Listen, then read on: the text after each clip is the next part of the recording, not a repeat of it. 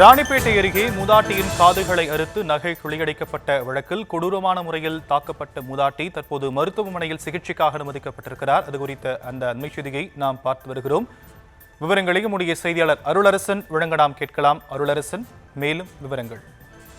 நிச்சயமாக ராணிப்பேட்டை அருகே 70 வயது மூதாட்டியின் காதுகளை அறுத்து நகைகளை கொள்ளை அடித்துச் சென்ற மர்ம நபர்கள் மேலும் உயிருக்கு ஆபத்தாளர்களை அரசு மருத்துவமனையில் அனுமதிக்கப்பட்ட சம்பவம் பெரும் பரபரப்பை ஏற்படுத்தியுள்ளது. ராணிப்பேட்டை மாவட்டம் அகரவாரம் அடுத்த மலைமேடு பகுதியைச் சேர்ந்தவர் முருகன்.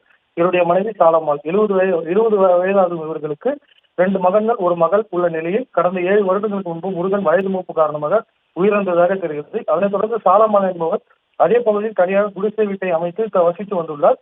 இந்நிலையில் நேற்று இரவு சரியாக 12 மணி அளவில் மின்சாரம் துண்டிக்கப்பட்ட நிலையில் சாலம்மாள் மூதாட்டி என்பவர் வீட்டிற்குள் புகுந்த மர்ம நபர்கள் மூதாட்டியை கத்தியால் தாக்கி 2 காதுகளில் அணிந்திருந்த தங்க கம்பலை அறுத்ததோடு மூதாட்டி மர்ம நபர்களிடம் எதிர்த்து போராடிய போது உடலில் பல்வேறு இடங்களில் மர்ம நபர்கள் தாக்கிவிட்டு சென்றதாக கூறப்படுகிறது.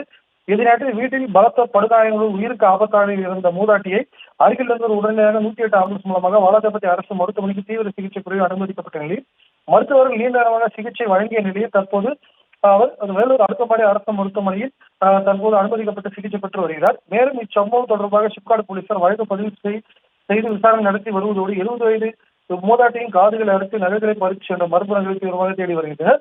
மேலும் 70 வயது மூதாட்டியின் காதுகளை அறுத்து நகைகளை கொள்ளையடித்து சென்ற சம்பவம் அந்த ராணிப்பேட்டை பகுதியில் பெரும் பரபரப்பையும் அதிர்ச்சியும் ஏற்படுத்தி உள்ளது. ஷாம்,